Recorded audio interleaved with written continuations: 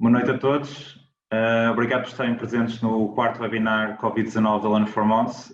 Este faz parte de um ciclo de 10 webinars que irão continuar a decorrer ao longo das próximas semanas. Todas as terças e quintas-feiras, às 22 horas de Moçambique, contamos convosco. Ao longo deste webinar poderão deixar as vossas perguntas no menu Q&A, assim como todos os comentários no bate-papo. Obviamente tentaremos responder ao máximo número de perguntas. Sem mais demoras, vou passar a palavra ao professor Dr. João Moreira Pinto, que irá dar início a esta sessão. Então, boa noite a todos. Bem-vindos a mais uma sessão deste ciclo de webinars relacionados com o Covid-19. Isto é uma parceria da Health4Moss, uma ONG que já trabalha há 7 anos em Moçambique, da Ordem dos Médicos Portuguesa e da Ordem dos Médicos Moçambicanos e com o apoio do Ministério da Saúde moçambicano. Serve para partilharmos experiências. Nós, em Portugal, debatemos com esta pandemia mais cedo que Moçambique e acho que desta troca de experiências poderemos aprender ainda mais. Temos tido o apoio desde o início da BIAL e ao qual agradecemos muito. Agradecemos também o apoio do Millennium Bean. Este quarto webinar, nós vamos falar dos protocolos de tratamento e critérios de alta para o doente com o Covid-19, em internamento e no domicílio. Vai ser moderado por mim e pelo Dr. Tomás Zimba, que é médico infecciologista do Hospital Central de Maputo, também docente da Universidade Eduardo Mondlane e membro da direção da Ordem dos Médicos de Moçambique. E o orador principal é o Dr. Miguel Araújo Abreu, um médico especialista de doenças infecciosas do Centro Hospitalar do Porto. Tem estado a trabalhar no terreno, no combate ao Covid-19 desde a primeira hora, porque o Centro Hospitalar do Porto foi um dos primeiros, se não o primeiro, hospital português a combater o Covid-19. É também docente do Instituto de Ciências Biomédicas Abel Salazar, para o mestrado de Medicina, aqui na Universidade do Porto. Julgo que, resta-me dizer que estes webinars serão no total de 10, mais um sobre medicina dentária, que acontecerão nas próximas terças e quintas-feiras. Sem mais demoras, queria dar a palavra ao Dr. Miguel Abreu. Bom, muito boa noite a todos. Muito obrigado pelo convite. É sempre um prazer falar sobre o assunto e, sobretudo, falar para Moçambique e ajudar, de certa forma, alguém que ainda não teve, pelo menos, um contacto tão amplo com a doença, poder aprender algo sobre um tema que, por ser tão recente, ainda temos tão poucas coisas. Portanto, eu vou passar desde já a uma apresentação que eu preparei. Pronto, está aqui. Eu falarei de protocolos de tratamento e de critérios de alta. Portanto, peço desculpa que isto não está a passar. Portanto, falarei muito brevemente, farei uma breve introdução. No tratamento, falarei de fármacos com ação antivírica direta, fármacos imunomoduladores também. Vão perceber na introdução o porquê da possibilidade de utilizar estes fármacos e depois vou-me debruçar um bocadinho apenas nos fármacos que imagino que estejam disponíveis ou mais facilmente serão disponíveis em Moçambique e na sua viabilidade ou não de os usar. Por fim, talvez o mais difícil, definir critérios de cura, como veremos à frente, pode ser algo que não é assim tão linear como isso. Então, e como introdução, e falando um bocadinho sobre a fisiopatologia desta doença, eu explico-vos que esta doença tem sobretudo duas fases. Tem uma fase inicial, que é uma doença vírica, provocada por um vírus, que dá um quadro normalmente respiratório, pode dar outros quadros, gastrointestinais, etc., mas maioritariamente é respiratório, mas do ponto de vista fisiopatológico, ou seja, dos mecanismos da doença, ele é composto por 2 estádios. Um primeiro estádio, ou seja, um estádio inicial, uma fase inicial da doença em que é consequente à ação do próprio vírus, ou seja, o vírus invade as células do hospedeiro, do doente, e os sintomas decorrentes dessa infecção são consequência da replicação do vírus, da forma como o vírus se multiplica dentro das células. Isto é a fase inicial. Depois desta fase inicial, esta fase acontece desde o primeiro dia dos sintomas até mais ou menos ao terceiro dia, quinto dia.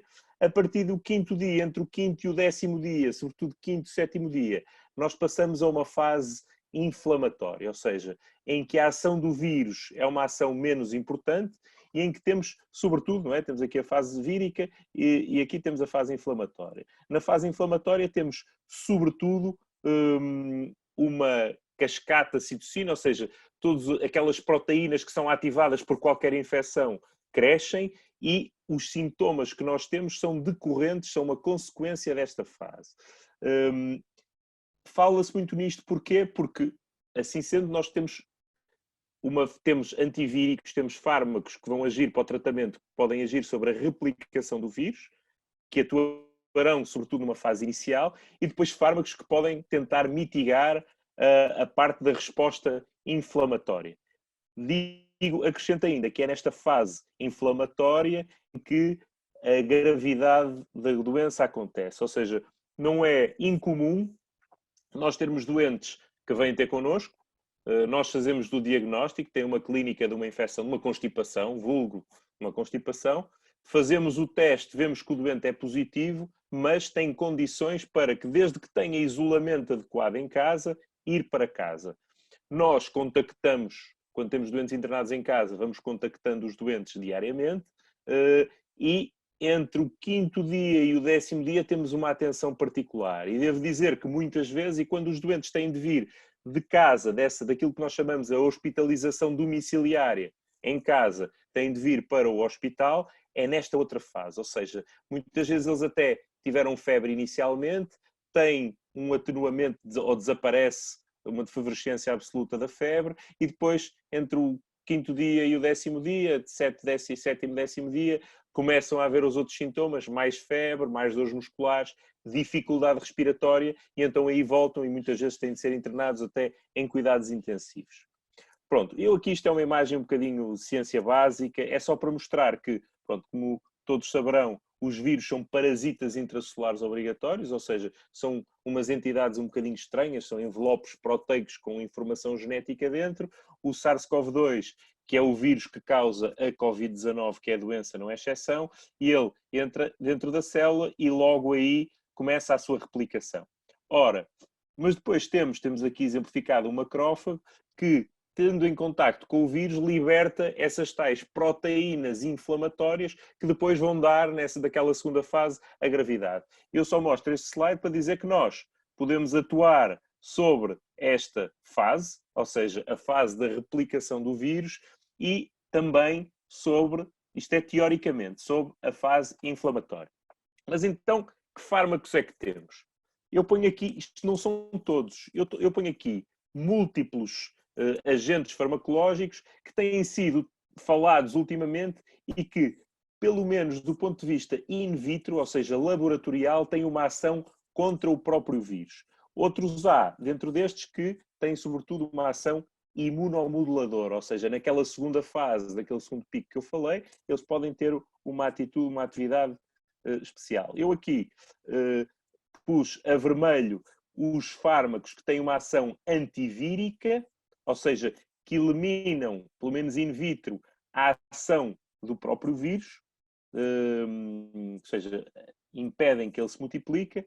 A verde, aqueles que têm uma ação, chamemos-lhe assim, anti-inflamatória, para aqueles casos do segundo pico, da gravidade, etc. E tenho só aqui dois que têm uma ação mista. A cloroquina e a hidroxicloroquina, que é um fármaco que vocês conhecerão muito bem, tem uma ação antivírica. Nós sabemos que ele muda as condições do interior da célula e por isso, como o vírus, como eu disse, é um parasita intracelular obrigatório, não se replica tão bem. E a nitazoxanida, que é um antihelmíntico, que tem uma ação não só antivírica, mas também parece ter uma ação anti-inflamatória.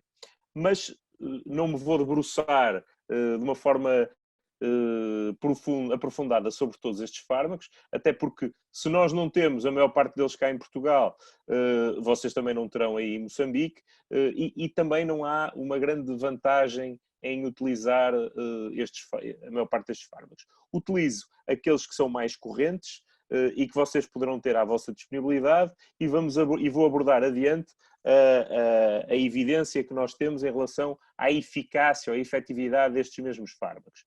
Começando com a hidroxicloroquina, que parece que ficou conhecida pelas declarações entusiasmantes do Presidente dos Estados Unidos. Também o Presidente brasileiro falou no fármaco como sendo a cura da doença, mas o que é certo é que a primeira vez que ele é falado, a primeira vez é um bocadinho antes, até num artigo que eu mostro adiante, mas a primeira vez que ele ganha um peso importante, eu tenho aqui propositadamente o resumo, o abstract, em chinês.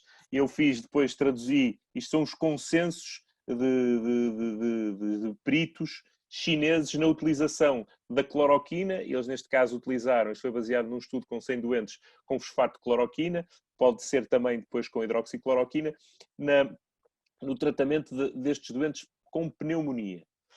E eles diziam que havia vantagens claras, havia uma diminuição da evolução para doença grave e uma diminuição da mortalidade naqueles que tinham doença grave, nos doentes que utilizavam a cloroquina. Depois, o professor Didier Raoult, que é um conhecido, ele é mais de laboratório, mas um infecciologista francês, de Marselha, onde eu já trabalhei, conheço praticamente estes autores todos, que achou que isto era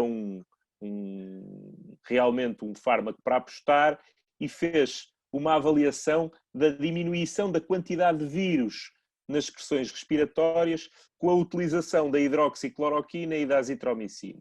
Ora, ele mostrou que efetivamente a carga vírica diminuía e que não houve mortalidade nos doentes em que eles utilizaram aquilo.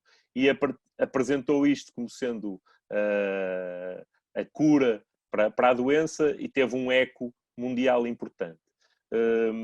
Entretanto, mais recentemente, isto foi a semana passada, a hidroxicloroquina também aplicada, sobretudo nos doentes em cuidados intensivos, que terá mostrado uma diminuição da mortalidade. Ainda assim, devo dizer que há outros estudos em que ainda só temos os resultados preliminares que não mostram um otimismo tão grande, ou seja, que não mostram a cloroquina como sendo um fármaco com um potencial terapêutico muito importante. Ainda nenhuma entidade, a maior parte das entidades reguladoras dos medicamentos a nível mundial, estou a falar da entidade americana, da entidade europeia, mesmo da entidade portuguesa, liberalizaram a utilização da cloroquina para o tratamento desta doença, mas nenhuma a coloca como indicação, como um fármaco com indicação específica para o tratamento da doença.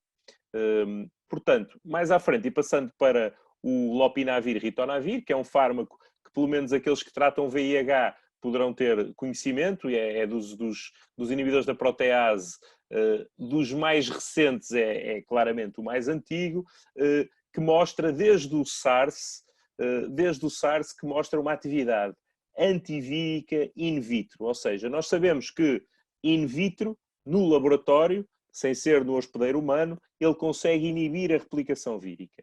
Acontece é que e houve, por isso, uma grande expectativa e também, por exemplo, o Infarmed, a entidade portuguesa reguladora do medicamento, liberalizou a utilização deste fármaco para o tratamento destes doentes. Acontece que pouco tempo depois como sabem, a doença atingiu primeiro a China, pouco tempo depois há um ensaio com 100 e poucos doentes que é apresentado e que, nas conclusões, nós podemos que não foi observado nenhum benefício do lopinavir potenciado com ritonavir no tratamento para além do standard care. O standard care é o que não é mais do que estabilizar o doente, ou seja, se o doente está hipotenso, nós damos-lhe volume, tratamos sintomas, se o doente precisa de oxigênio, nós damos-lhe oxigênio, precisa de ser ventilado, nós ligamos-lo a um ventilador, etc. O tratamento destas infecções víricas, normalmente, ou sem fármacos, que é o caso fármacos aprovados, o tratamento é de suporte. Nos doentes, o que eles fizeram foi separaram doentes em 2 grupos. Um grupo fazia o standard of care, ou seja, o tratamento de suporte habitual sozinho, e o outro grupo fazia o tratamento de suporte habitual mais o lopinavir e ritonavir. E não houve nenhuma alteração na mortalidade ou na evolução da doença com o associar do lopinavir e ritonavir ao standard of care, ao tratamento habitual. Depois, e porque também falamos do outro antirretrovírico, o darunavir, que é da mesma classe, mas mais recente, com menos efeitos secundários, etc., também mostrou in vitro, numa comunicação interessante, que mostra vários fármacos com potencial de ação contra o coronavírus, mostrou in vitro que tinha alguma ação. Entretanto, está a decorrer um ensaio clínico nos Estados Unidos, muito semelhante àquele que eu falei anteriormente, para o lopinavir e ritonavir, mas aparentemente os dados preliminares que nós temos são muito semelhantes àqueles do lopinavir e ritonavir. Ou seja, não há benefício nenhum. Não havendo benefício, são fármacos que têm o seu custo e que têm o seu potencial de efeito secundário, nós tendemos a não utilizar.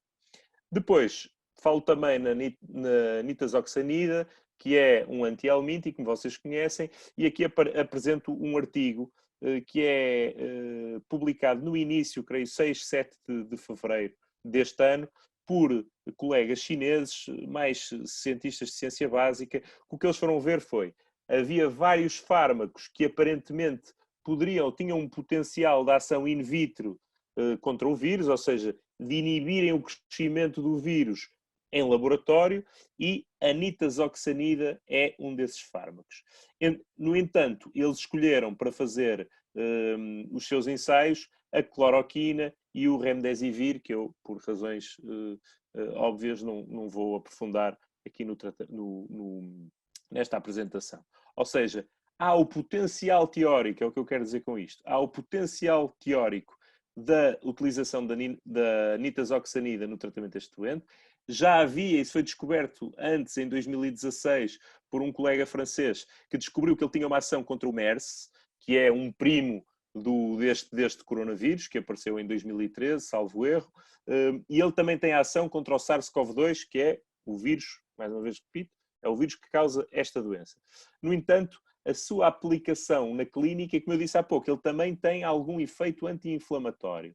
A sua aplicação na clínica ainda está por descobrir e há uns pequenos estudos que não são muito encorajadores no efeito deste fármaco contra o vírus, ou seja, aparentemente não diminui a evolução da doença para doença grave, nem diminui a mortalidade. Estamos à espera de ter dados mais fidedignos, isso vai ser uma constante, porque nós realmente estamos a falar de uma doença muito nova e ainda faltam dados com a robustez de investigação, a robustez científica que nós normalmente gostamos de ter. E depois falo na ivermectina. A ivermectina foi capa de jornal em Portugal aqui há uns tempos, que houve uns colegas australianos que descobriram apenas, porque não se sabia isto, não é? Nós falamos do fármaco anterior e já sabíamos desde 2016 que ele tinha uma ação contra o MERS, in vitro, mas agora foram os colegas australianos que descobriram que o fármaco tinha uma ação in vitro contra o SARS-CoV-2, ou seja, é um potente inibidor da replicação, ou seja, da multiplicação do vírus, in vitro, no laboratório. Mais uma vez, logo a seguir, a Organização Mundial de Saúde teve a necessidade de vir a terreno, dizer que, bom, tenham calma, in vitro é diferente de in vivo e até prova em contrário não devemos utilizar, a não ser que seja, em último recurso, na possibilidade de utilizar este fármaco como um tratamento anti-Covid-19.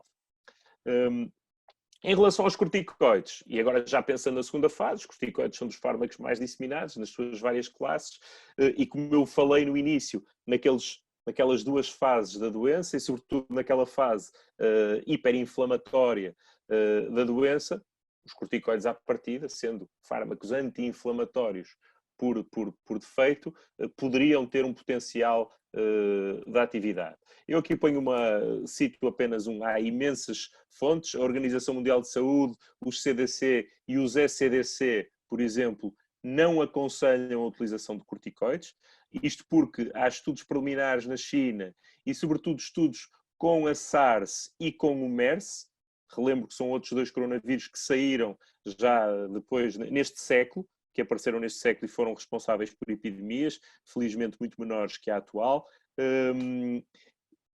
Eles sublinham que não há evidência de haver vantagem, sendo que pode haver desvantagem. Então, na ausência de provas de benefício, os corticoides estão contraindicados nesta doença. Podem, ainda assim, ser utilizados. Vamos imaginar que há um broncoespasmo muito importante, ou que o indivíduo tem uma asma e tem uma agudização desta asma por causa da infecção pelo SARS-CoV-2, pela Covid-19. Então nós utilizaremos os corticoides não no sentido de combatermos a Covid-19, mas no sentido de controlarmos a doença que essa infecção está a exacerbar. Ok? Portanto, em conclusões para o tratamento, o que eu devo sublinhar é que nenhum fármaco mostrou efetividade inequívoca no tratamento da Covid-19. Isto é bom? Nenhum. Não só aqueles que eu apresentei, como todos os outros, aquela imensa miríade que eu apresento nos slides iniciais. Dar um bom tratamento de suporte é fundamental, ou seja, nós não devemos pensar em utilizar a cloroquina, etc., e depois não darmos adequadamente o oxigênio, não hidratarmos adequadamente o doente, não controlarmos adequadamente os sintomas e as complicações extra-Covid, mas induzidas pela Covid que este doente tem. Em terceiro lugar, nós devemos ponderar sempre muito bem o risco-benefício. Não é? Um princípio hipocrático do primum non nocere, nós primeiro não devemos fazer mal. E se nós vamos usar um fármaco, porque teoricamente andamos a ler imenso e sabemos que aquelas cascatas imunológicas faz todo o sentido usarmos este, aquele ou aquele outro, sem prova inequívoca que ele faça bem e considerando o potencial dele poder fazer mal, nós não o devemos usar. Eu tenho aqui, isto ficou aqui mal, isto é para falar à frente dos critérios de cura. Ou seja, a conclusão que eu quero colocar aqui é que, por exemplo, um fármaco como a cloroquina, eu posso dizer que no meu serviço, e depois falaremos à frente na discussão, nós utilizamos muito a cloroquina. Primeiro pelo entusiasmo inicial, nós internámos o primeiro doente do país, eu que internei o primeiro doente do país no dia 1 de março, tinha já lido algumas coisas e os meus colegas de Marselha já me tinham enviado o estudo preliminar que eles depois vieram a publicar, e como nós conhecemos muito bem, eu sou infecciologista, conhecemos muito bem a cloroquina, sabemos da relativamente baixa toxicidade que a mesma tem, se puder trazer algum benefício, o risco-benefício é claramente favorável à cloroquina. O que é que fazíamos? Fazíamos eletrocardiogramas a todos e víamos se havia prolongamento do QT. Não havendo prolongamento do QT, podemos dar cloroquina à vontade e vamos ver como é que o doente evolui. Ainda faltam termos alguns dados para isso, mas honestamente não foi uma terapêutica, não tivemos os resultados fantásticos que estaríamos à espera e não temos uma diminuição de uma mortalidade brutal, temos uma mortalidade semelhante à maior parte dos outros países europeus, um bocadinho melhor do que muitos deles, até um bocadinho melhor do que os franceses, que utilizaram bastante a cloroquina, mas isso por causa da nossa organização do sistema de saúde e porque, felizmente, não esgotámos a capacidade do nosso sistema de saúde. Passando para os critérios de cura, eu aqui não me vou alargar muito. Porquê? Eu escolhi isto, eu cheguei a ter 5 slides sobre isto. Eu escolhi os CDC, os critérios de cura, entre aspas, dos CDC, e os critérios de cura que não são critérios de cura, são mais critérios de alta dos doentes dos ECDC. E o que é que eles dizem? Dizem que temos duas hipóteses. Ou temos testes disponíveis ou não temos testes disponíveis. Se temos testes disponíveis, nós devemos ter um doente assintomático. Depende se seguimos os CDC ou seguimos os ECDC do número de dias. Os CDC dizem que temos pelo menos de ter um doente 10 dias após o diagnóstico e assintomático pelo menos há 3 dias. Os ECDC mantêm as 72 horas, os 3 dias sem sintomas, mas referem que 8 dias para os doentes com doença moderada e 14 dias desde o início da infecção, desde o diagnóstico da infecção, para doentes com doença severa. Ou seja, estes são os critérios de cura para, quando eles se referem cura, muitos deles nem dizem cura, dizem momentos em que os doentes podem ir para casa ou podem estar com contacto com outras pessoas previamente negativas. Os ECDC falam numa coisa importante, que é a capacidade de isolamento do domicílio. Ou seja, se nós não temos a certeza se o doente está negativo ou está positivo, o doente tem de ter capacidade de isolamento no domicílio e eles aconselham a estar pelo menos entre 10 a 14 dias separado, mesmo sem sintomas, separado, relativamente isolado da família ou de outros conviventes. Quando há testes disponíveis, e há um problema dos testes disponíveis, que é um problema transversal a quase todos os países. Os Estados Unidos, por exemplo, quase todas as recomendações dos Estados Unidos, e vejam, para os Centers for Disease Control nos Estados Unidos, necessitarem de uma cura baseada em sintomas e cura baseada em testes microbiológicos, é porque nem sempre, mesmo nos Estados Unidos, eles têm testes disponíveis. Se os têm, eles dizem que o doente deve estar assintomático há pelo menos 3 dias e pelo menos 10 dias depois do diagnóstico e ter 2 pesquisas por PCR, por uma técnica de amplificação de ácidos nucleicos, separadas por 24 horas no mínimo. Nos ECDC dizem que falam em 8 dias em vez dos 10 dias e têm 2 testes separados por um intervalo de 24 horas. Ora, há uma coisa também interessante, porque nós aqui, o que é que tivemos? Temos aqui num doente previamente hospitalizado. E eu explico um bocadinho o que nós fazemos. Nós, no nosso hospital, o que fazemos é, temos um doente que vem ter connosco, com clínica, e nós achamos que é suficientemente relevante a clínica do doente, ao indicador, ou por contacto epidemiológico, e devemos fazer o teste. Fazemos o teste ao doente. Se o doente é positivo, e nós temos o teste em relativamente poucas horas, se o doente é positivo, o doente ou tem critérios de gravidade que justifiquem o internamento, ou não tem esses critérios de gravidade e vai para casa. Ou seja, tem internamento domiciliário. Nesses que têm internamento domiciliário e que nunca saem do internamento domiciliário, nós consideramos, por exemplo, pós ECDC, consideramos que ele pode ter só 8 dias decorridos desde o início dos sintomas. Ok?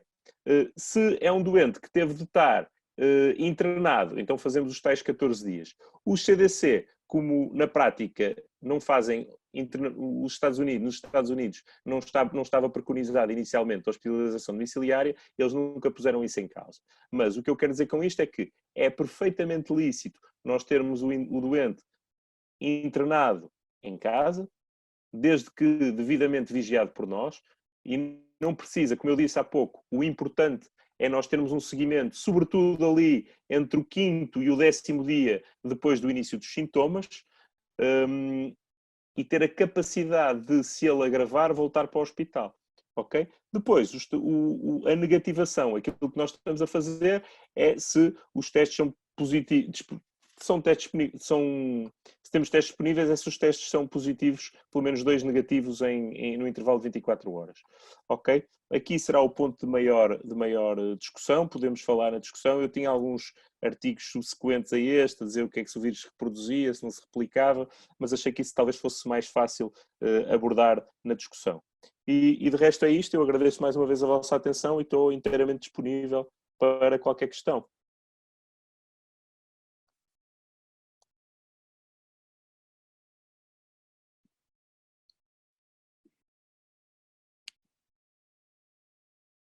Bom, Miguel, as perguntas. Sim. Muito obrigado pela tua apresentação. Foste bastante incisivo e objetivo, o que eu acho que é útil nesta fase para quem está ainda a ter o primeiro contacto no terreno com esta realidade. Eu tenho aqui 2 perguntas, eu acho que entretanto vão surgir mais, mas começava com 2 que eu não sei Eu, como cirurgião pediátrico, nunca tinha ouvido falar destas perguntas, mas talvez tu saibas. Uma era, de facto, se existe algum fármaco, nem que seja experimental, que procure evitar a fusão do vírus com a célula, logo no início. E do mesmo colega, ele pergunta se sabes alguma coisa de tratamento com chá de Artemisa, que em alguns países africanos se tem Sim, de usado. artemisina, sim, sim. Olha, o que eu posso dizer em relação a isso, em termos da fusão, alguns destes agentes que eu mostrei, destes antivíricos, ou destes fármacos que têm ação antivírica, inibem exatamente, eu estou a falar in vitro, inibem a fusão do vírus com a célula. É exatamente isso que acontece com alguns deles. Aliás, a hidroxicloroquina, ou a cloroquina, neste caso, isto é a formulação, a única coisa que muda é a formulação farmacológica, tem também essa ação. Agora, a nossa grande questão é se depois, na prática, isso tem alguma relevância. Não é? Eu devo dizer que a maior parte das doenças víricas respiratórias, mesmo que nós tenhamos antivíricos muito potentes contra elas e desenhados especificamente para elas, estou-me a lembrar do influenza e dos inibidores da neuraminidase, por exemplo, nós não controlamos normalmente a doença com estes antivíricos. Porque são doentes muito bons, os antivíricos, os inibidores da neuraminidase, lembram do oseltamivir e do zanamivir, que até também foram testados para o SARS-CoV-2, quando nós utilizamos logo, ou utilizamos nas primeiras 12 horas de doença, o que é muito difícil apanharmos o doente nesta janela, ou então o outcome, ou seja, a consequência clínica do doente não é praticamente alterada com estes antivíricos. Ou seja, eu também faço aqui, não há evidência para isso, toda a evidência tem mostrado, tem apontado no sentido que mesmo nos fármacos que inibem a replicação vírica e que têm uma distribuição por todo o corpo, não estão a conseguir controlar a doença, por isso eu não estou muito confiante na utilização de qualquer fármaco antivírico. Ok? Pronto, ou seja, nesse aspecto, existem fármacos que inibem a fusão e esses fármacos estão a ser estudados em ensaios clínicos. Nenhum dos ensaios clínicos até ao momento leva-nos a ter grande entusiasmo. Há uma exceção, mas que eu acho que é mais a forma como ele foi apresentado do que outra qualquer, que é o Remdesivir. O Remdesivir é um fármaco da Gilead, que é uma empresa americana, que foi desenhado para combater o ébola, que também é um vírus de cadeia única da ARN, e que eles apontam como um potencial fármaco antivírico para todos os vírus com cadeia única da ARN. O que é que acontece? Acontece que ele inicialmente mostrou resultados maus. Ele primeiro para o ébola não funcionou. Ou seja, é um fármaco desenhado para o ébola, houve um ensaio clínico extenso e suficientemente robusto que não mostrou vantagem nenhuma para o ébola. E depois, para o SARS-CoV-2, para este vírus que causa a Covid-19,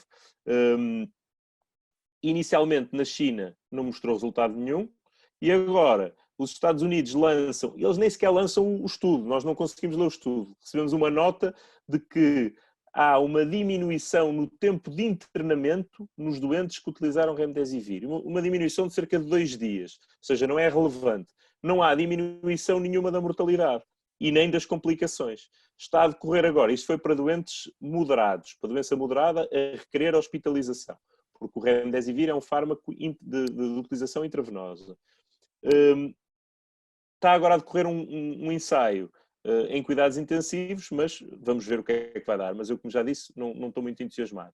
Em relação ao chá de Artemisia, que era o que foi utilizado, vem do Oriente, foi utilizado, é um antipalúdico muito conhecido e bastante eficaz.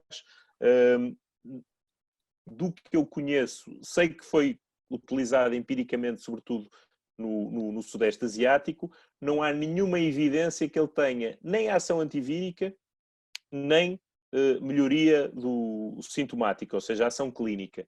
E por isso, não acho que nem sequer foi colocado, nem sequer coloquei aqui. Houve alguns fármacos, as ribavirinas, os interferões, que, mesmo a ciclosporina, que tem uma ação antivírica, que eu propositadamente não coloquei, mas os derivados das artemisinas não são fármacos, apesar de terem sido utilizados, e há alguns relatos anedóticos de um caso que ficou curado, etc., mas não há sequer evidência de ciência básica, ou seja, de estudo molecular, de estudo in vitro, suficientemente robusta para levar a que os investigadores e todos os fármacos que eu vos falei de tratamento, especificamente, em todos eles, ou já decorreram ou estão a decorrer ensaios clínicos, ou seja, experiências no terreno com doentes para ver se eles funcionam, os derivados das artemisinhas não tiveram uma robustez suficiente na sua ação in vitro contra o vírus que justificasse até ao momento a realização do ensaio clínico. Uhum. Olha, pronto, deixa-me só tentar aqui ver se o Dr. Tomás Zimba se consegue ligar, pelo menos em termos de som. Ele, o Dr. Tomás Zimba, mas acho que não, continuamos com dificuldades em comunicar com ele. Ai, não, agora estou a ver. O Dr. Tomás, pelo menos a imagem agora apareceu, está com o microfone desligado.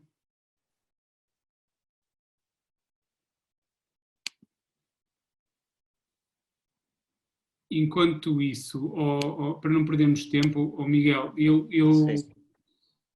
estava aqui a ver outra pergunta.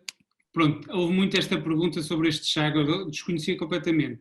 E está aqui também uma outra alternativa que eu também nunca tinha ouvido falar, que é o tratamento com heparina. Não sei se isto é para tratar o Covid, se é para alguma complicação.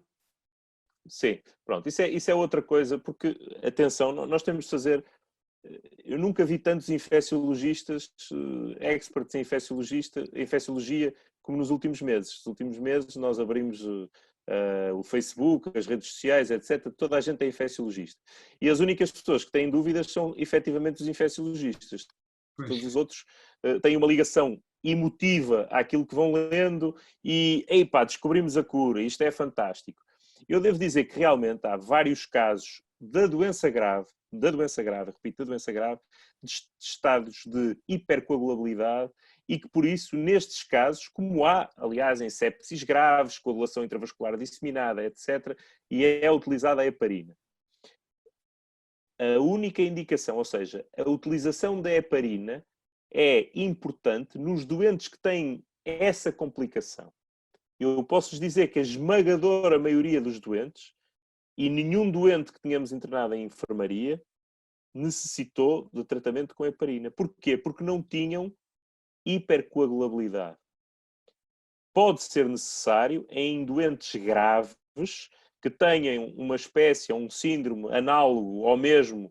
Nós temos, como é um agente novo e nós algumas vias da fisiopatologia não conhecemos tão bem, temos algum medo de lhe chamar nomes. O que é certo é que os síndromes de hipercoagulabilidade nestes doentes são muito semelhantes àqueles que acontecem numa sepsis grave, não é? Num choque séptico, num doente com uma outra infecção grave, com falência multiorgânica.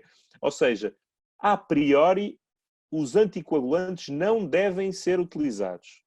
A priori não devem ser utilizados, até porque podem, por outro lado, levar a uma diátese hemorrágica importante. Agora, como controle, devemos ter uma atenção especial, porque sabemos que é um problema que nos doentes graves, nos doentes de intensivos, isto pode acontecer, devemos ter a rapidez de raciocínio para poder utilizar. Mas, por exemplo, para terem uma ideia, eu durante a apresentação falei daquilo que em língua inglesa se chama o Standard of Care. E no Standard of Care, a utilização de hipocoagulantes em doentes que estão com uma síndrome de hipercoagulabilidade é um Standard of Care. Ou seja, estamos a tratar aquela complicação, que é uma complicação que acontece neste vírus, mas acontece em muitos outros. Pronto, Miguel, acho que deste aqui uma mensagem importante do que depreendi.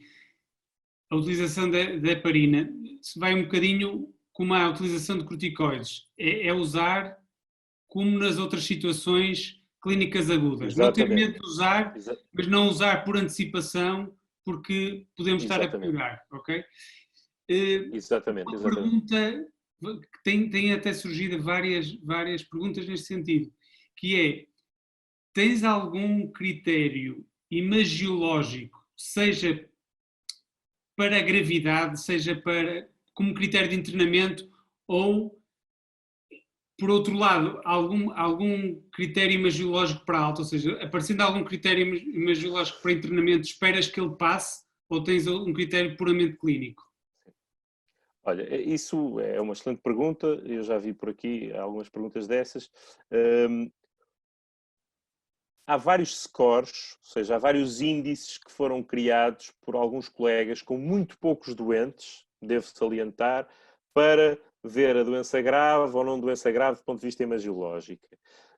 Na nossa experiência clínica, o que eu tenho a dizer é, naquela primeira fase, em que nós, como eu disse, internámos o primeiro doente e numa fase inicial, nós fechámos uma enfermaria toda para aquilo, tínhamos lá meia dúzia de doentes e os primeiros doentes internámos-los todos. Internámos-los todos porque nós, numa fase inicial de resposta à pandemia no nosso país, estávamos naquilo que falamos de uma fase de contenção. Ou seja, como os casos eram muito poucos, nós queríamos isolá-los para eles não transmitirem. E nesses doentes, nesses casos, nós tivemos a oportunidade de, ao contrário do que eu disse no fim da apresentação, de que podíamos internar os doentes em casa, nós internávamos todos no hospital. Nessa altura, nós, como também éramos poucos, fizemos TAC de tórax a todos os doentes. Nós temos os primeiros 20 doentes, 30 doentes, temos TAC de tórax invariável a todos os doentes. O que eu te posso dizer é que nós tivemos doentes, eu lembro-me, houve um dia que internei para aí 5, e houve os 2 primeiros tiveram a mulher, era uma mulher e um homem, a mulher tinha uma tosse irritativa horrível, tossia, hipersintomática, dizia que tinha falta de ar, apesar de ter uma boa saturação de oxigênio, ter uma boa gasometria arterial, e eu pensei, pá, esta vai ter um ataque horrível. O homem não tinha clínica praticamente nenhuma, tinha febre, não se queixava de dispneia, saturava um bocadinho mais baixo, mas sem dispneia absolutamente nenhuma, e eu não estava à espera de encontrar nada. Temos ataque dos dois. Ataque dele tinha uma pneumonia bilateral em vidro expelido importante, que me assustaria em qualquer doente, mesmo na fase pré-Covid, e a senhora tinha dois focozinhos que só foram relatados pelo colega imagiologista, pelo radiologista, porque eu dizia lá que era um doente Covid-19. Ou seja, não há propriamente critérios radiológicos e nenhum destes doentes necessitou de intensivos e o homem necessitou de 1 litrinho de oxigênio durante 2 dias. Eu quero dizer que não há critérios propriamente ditos, que é evidente, nós, se atinge 2/3, se num ataque se atinge mais do que 2/3 do parênquima pulmonar, a probabilidade dele agravar é maior. Depois há os tais scores que eu falei e que inclusivamente a professora Manuela França, a diretora do nosso serviço de imagiologia, chegou-me a perguntar se eu queria que nós apresentássemos estes scores, se os colegas da radiologia apresentariam os scores no sentido de nós prevermos que eles iam evoluir de forma grave ou não. Na prática, não. Aquilo que nós fizemos e que temos feito é que indivíduos com evidência de pneumonia e, sobretudo, com evidência de pneumonia e insuficiência respiratória têm de ficar internados. Agora, podem às vezes ter uns raios-x menos bonitos se têm uma clínica e umas análises dos gases no sangue que não o obriguem, nós não é radiológicos, se eles clinicamente estão bem, que obrigatoriamente os vamos internar. Respondendo à questão do critério de alta, aí é inequívoco, ou seja, se há alguma indicação que até há uns scores que podem mostrar, etc., precisamos de validar com o número de doentes, como é o diagnóstico, à alta eu posso-te garantir que a esmagadora maioria dos doentes, para não dizer todos os doentes, que tinham alterações imagiológicas relevantes à entrada, à data da alta, ou seja, quando apresentam aqueles critérios de cura, têm agravamento radiológico. Ou seja, nós já demos alta a doentes que já tinham estado nos intensivos, que voltaram. Pá, houve uns que pedimos destaques, nem sabemos muito bem porquê. É o problema de nós pedimos exames, não sabemos muito bem porquê. Aqui mais até quase que uma questão académica numa doença nova. E que mostraram destaques horríveis. Lembro da interna virar-se para mim e dizer assim, pá, Miguel, e como é que e vamos agora dar alta a este doente? Pá, vamos, ele está melhor, está muito melhor. Já esteve nos intensivos, já esteve ventilado, agora está ótimo.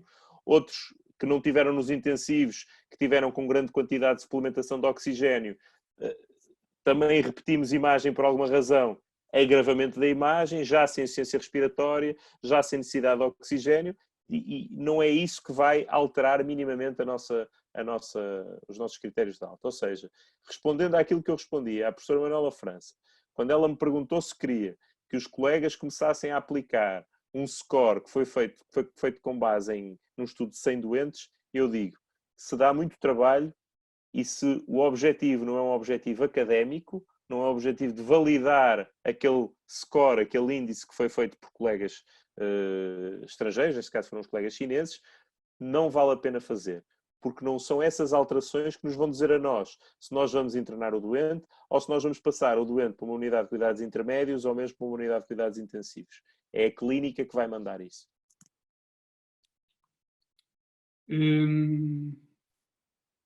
Miguel, tenho aqui algumas perguntas que estão a ser repetidas, dá-me a ideia que tu já falaste disso, se calhar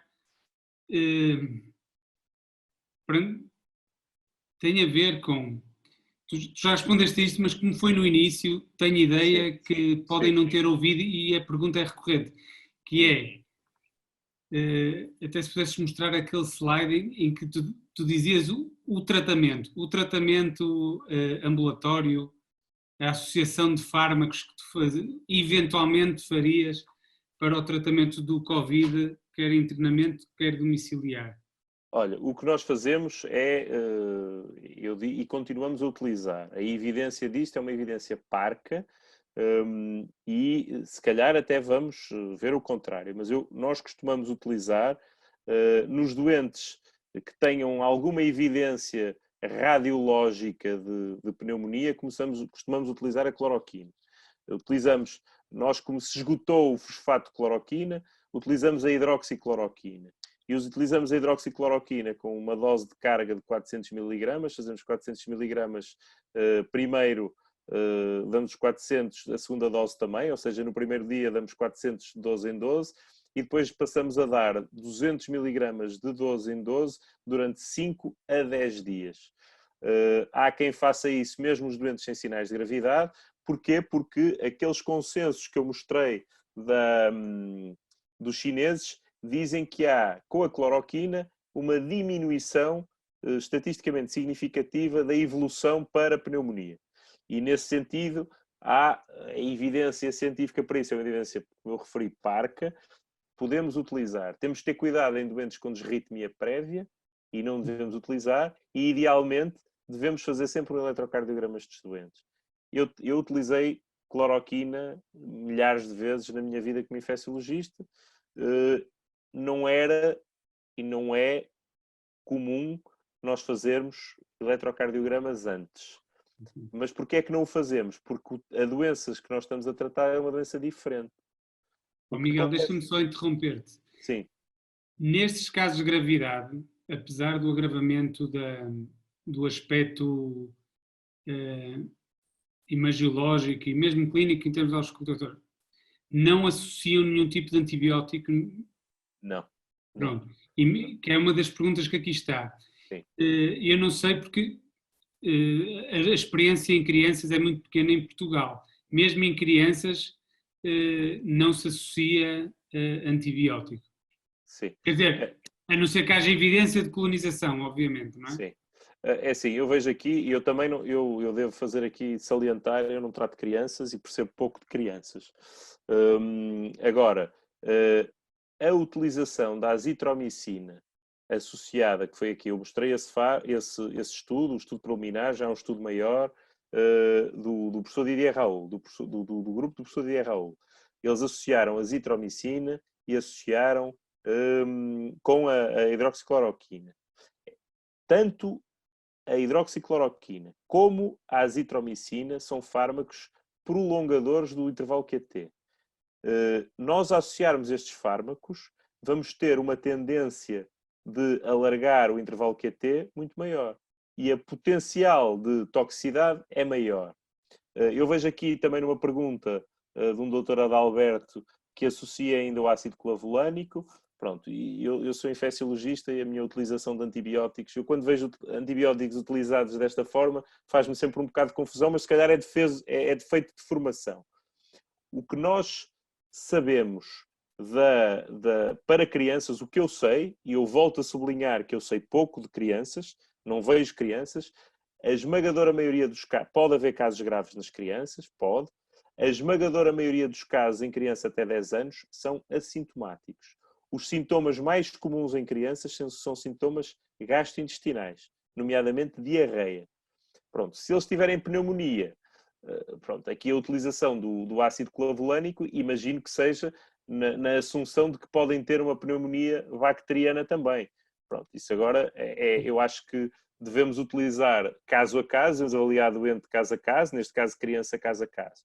A associação da azitromicina só pelo seu potencial antivírico em conjunto com a hidroxicloroquina aumenta uma toxicidade. Eu, mais uma vez, reforço a minha ignorância nas crianças. Normalmente é tudo muito menos tóxico para eles. Acredito que a toxicidade nas crianças seja menor do que a dos adultos. Ainda assim, eu relembro que o prolongamento QT pode ser uma causa importante de morte súbita, de paragem cardíaca súbita.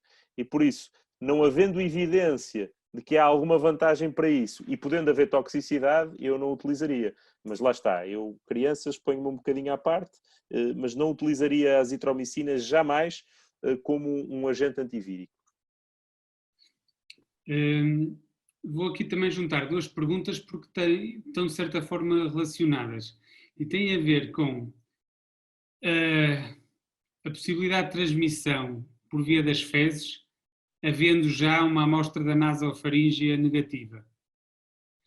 E a outra está de certa forma relacionada, que é, se houver um doente em ambulatório que está bem, mas que repetidamente tenha zaragatou nasofaríngea com PCR positiva, qual é a vossa atitude? Repete de quanto em quanto tempo?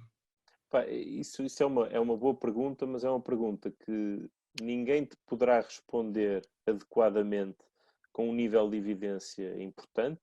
Eu devo dizer uma coisa, eu devo reforçar isto. A detecção, um teste de amplificação de ácidos nucleicos, uma PCR, o que é que faz? Identifica, neste caso em particular, identifica 3 porções da ARN do vírus e amplifica-os. 3 porções da ARN. Isso não quer dizer que nós estejamos a ver um vírus. Quer dizer que o vírus esteve lá. E deixou, pelo menos dentro da célula, mesmo que a célula o tenha inativado, deixou os destroços.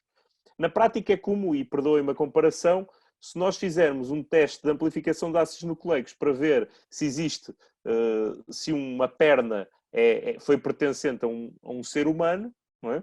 Ele vem positivo. Agora, o facto de nós termos um pedaço de um cadáver e dar positivo para Homo sapiens sapiens, não quer dizer que aquilo seja uma pessoa. Não é uma pessoa garantidamente. Da mesma forma, a detecção do vírus não quer dizer que ele seja viável. Aliás, a pouca evidência científica que existe neste sentido até ao momento diz-nos exatamente o contrário. Diz-nos que não é viável. Diz-nos que ao fim de 72 horas, ao fim dos sintomas, não é viável. Em relação à diarreia, sobretudo nas crianças, devo dizer que só em alguns casos, e há casos, foi logo noticiado, a carga vírica foi positiva. Não há até hoje nenhuma evidência de que as fezes possam ser um veículo importante de transmissão de doença.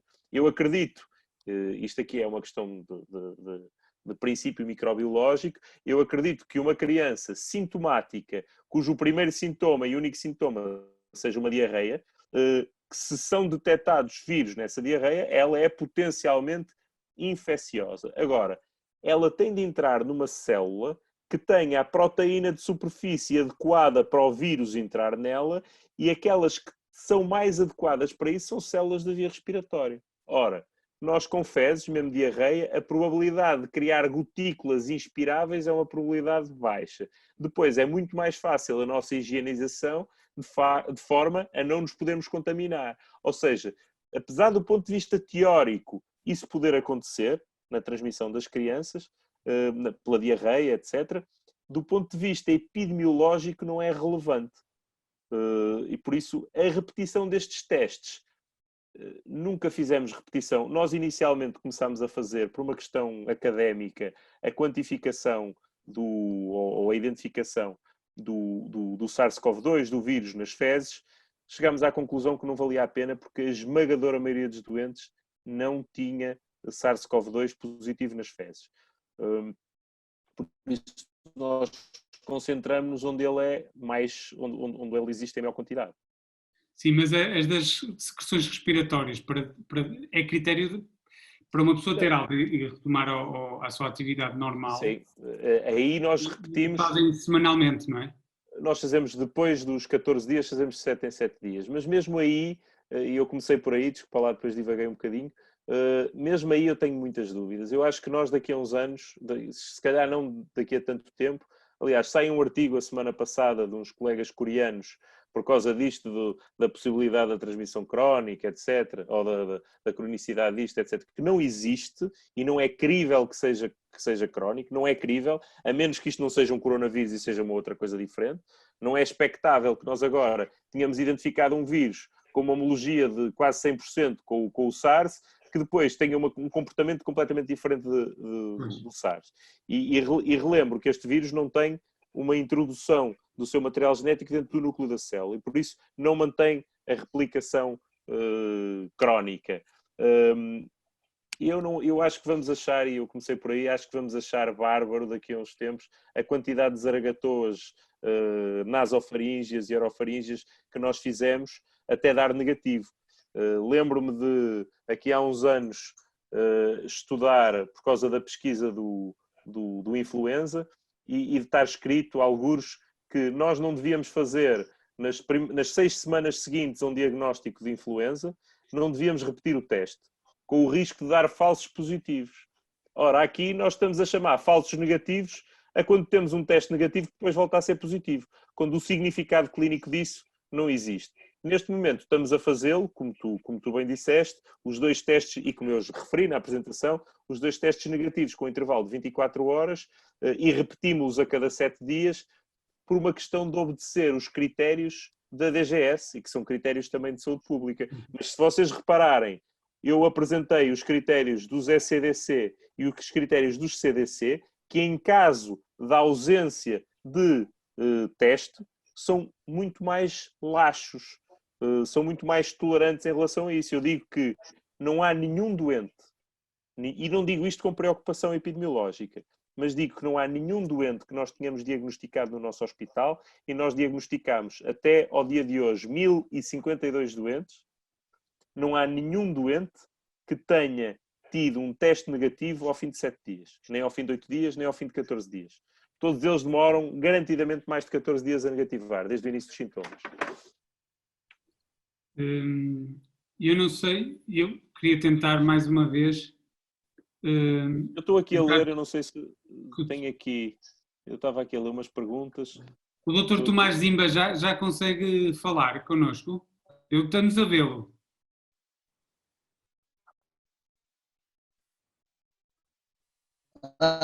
Sim, consigo. Sim, consigo. Boa noite. Agora estamos a ouvi-lo bem. Boa noite. Obrigado por este momento, a evolução. E eu acho, e obrigado pelo convite para este momento de debate acerca do Covid. Eu acho que é um momento em que a humanidade tem que começar a partilhar mais informação rapidamente para evitar que a gente comece a usar alguns fármacos baseados em especulações. Eu não consegui acompanhar toda a apresentação, mas já alguma parte da apresentação, e eu estou muito do lado do Miguel, que há muito entusiasmo e ao mesmo tempo muito pânico. E é preciso acalmarmos os nossos ânimos, começarmos a usar mais a nossa inteligência. E obrigado.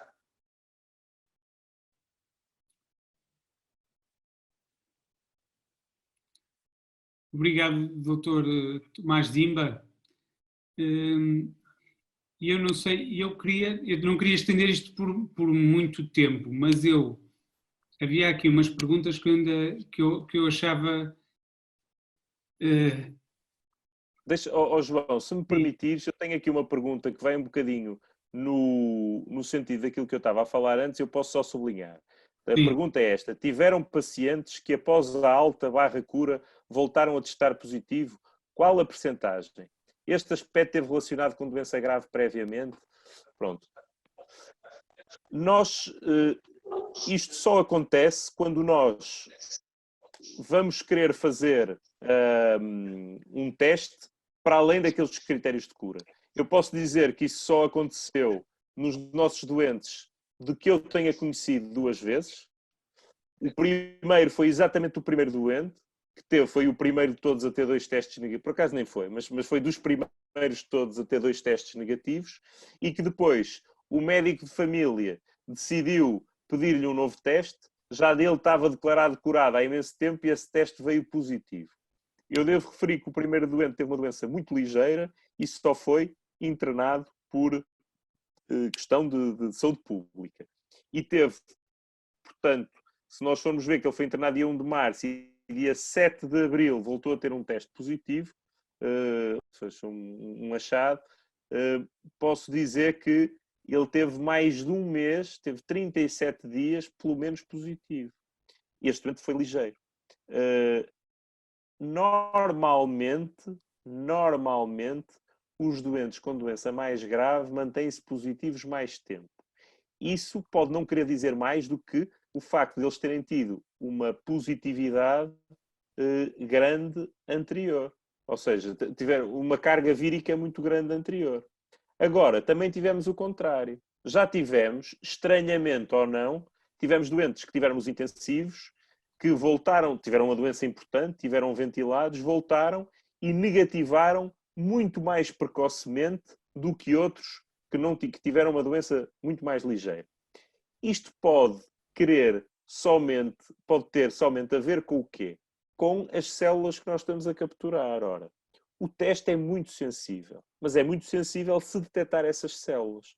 Ora, um doente que teve uma doença grave porque teve uma pneumonia bilateral pode, eventualmente, ter tido muito mais células infectadas ou invadidas pelo vírus da árvore traqueobrônquica, não é? Ou seja, das vias respiratórias, trato respiratório mais baixo. Se nós vamos fazer uma zargatoa nasofaríngea, a possibilidade de apanharmos células infectadas aqui pode ser menor, ou previamente infectada. Se calhar ele seria positivo durante muito mais tempo se fizéssemos mais lavados broncoalveolares, que tendencialmente não fazemos, até para o mal que o doente tem.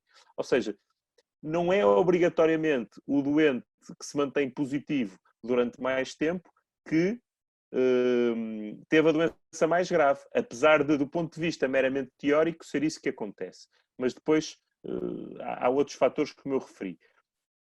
O facto, e volto a repetir isto, o facto de um doente, não há nenhum caso no mundo, pelo menos relatado, de um doente que tenha sido curado e que depois tenha positivado não sei quantos dias depois, que na prática ele não positivou não sei quantos dias depois, o que nós fomos foi fazer-lhe o teste não sei quantos dias depois. Não há nenhum desses doentes que nessa altura manifestasse doença. Ou seja, aquilo não é mais do que uma identificação. E por isso é que eu digo que isto não me preocupa. Sendo que estes vírus são seguramente inviáveis. Ou seja, não eram infectantes. São as tais detecções das porções que depois não formam o vírus. Tem a ver com as desvantagens, neste caso, do teste que nós utilizamos para identificar, para diagnosticar.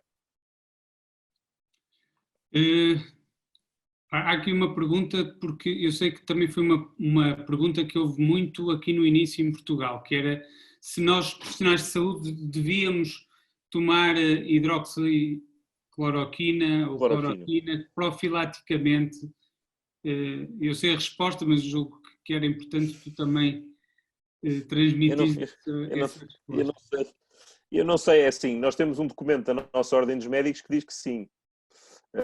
Agora, a base dessa premissa é uma base sem qualquer suporte científico. Eu desconhecia esse documento da Ordem dos Médicos, digo-te já.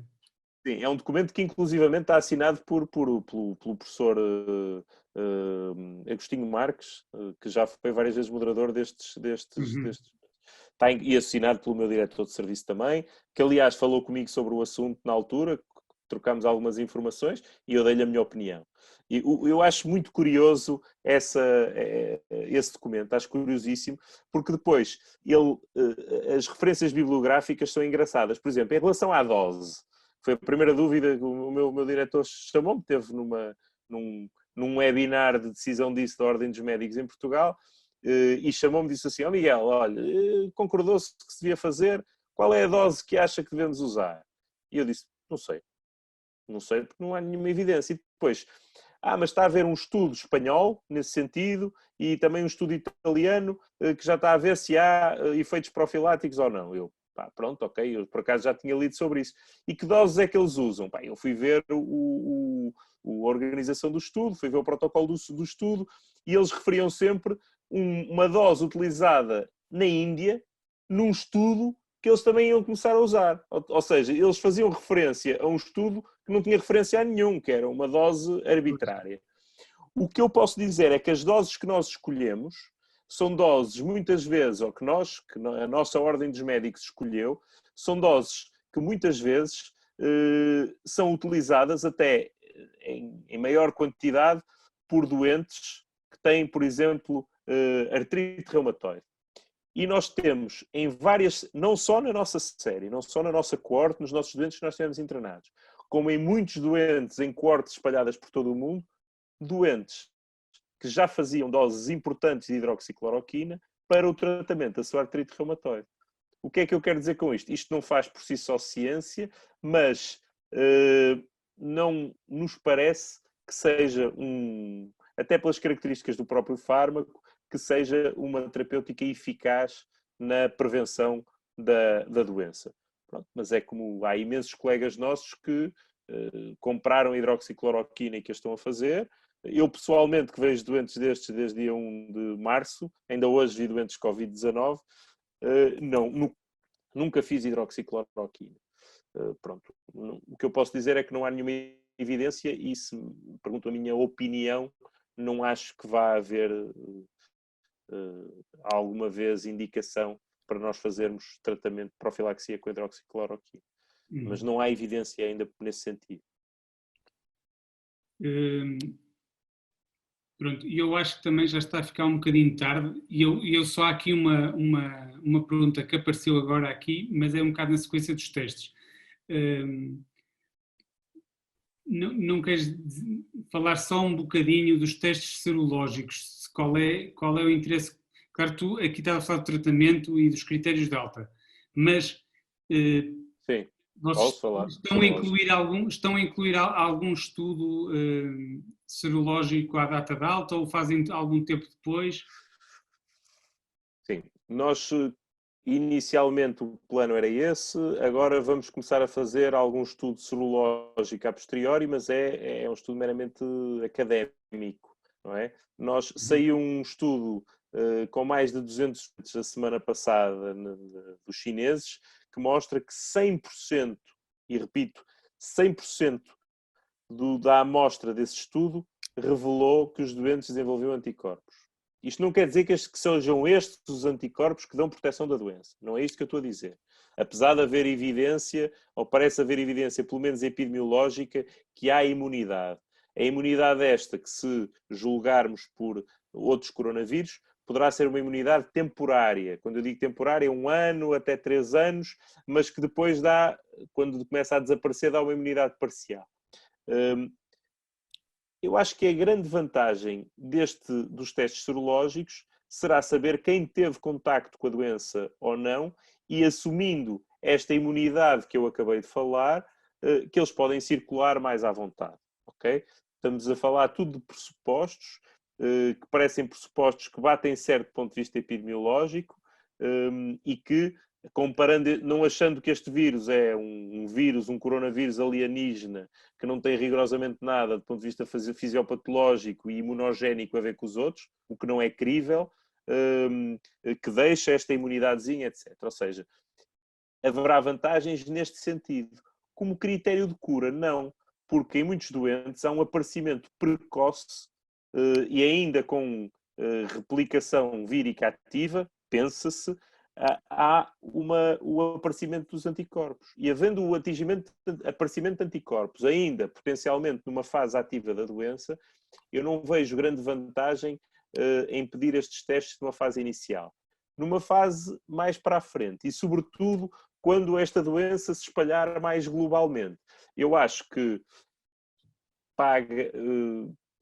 acho que poderá haver vantagens para ver quem é que já teve contacto com a doença ou não. Por exemplo, quem pode fazer terapêuticas imunossupressoras, quem pode fazer transplantes, quem pode fazer tudo aquilo que, teoricamente, poderá levar a uma diminuição da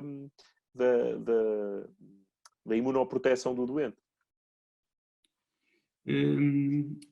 Eu acho que vamos ter mesmo de fechar, porque também já começa a ficar um bocado tarde. Eu queria dar uma palavra final ao Dr. Tomás Dimba. Não sei se quer dar uma palavra um bocado em jeito de conclusão aqui ao nosso webinar.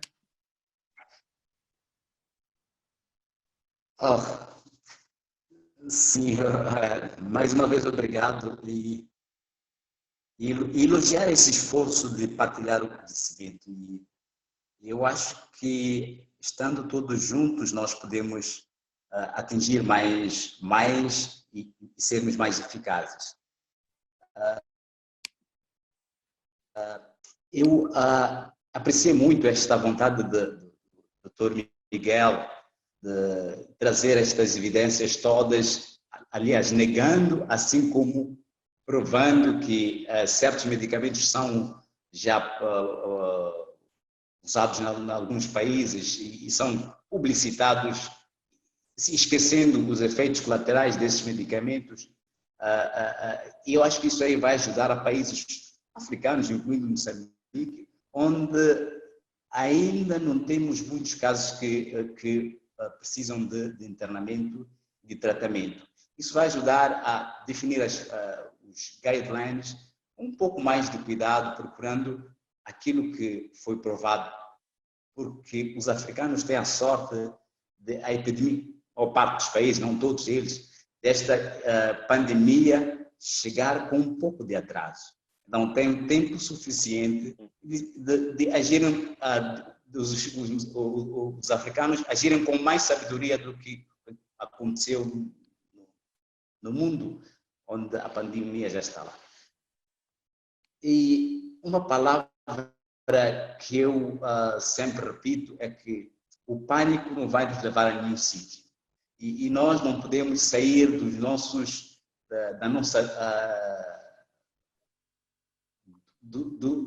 da ciência e começarmos a usar as emoções quando se trata de definir qual é o medicamento que deve ou não. E muito obrigado, professor João, por moderar, e imensas desculpas por eu não poder ajudar, mas uma parte da apresentação eu pude acompanhar.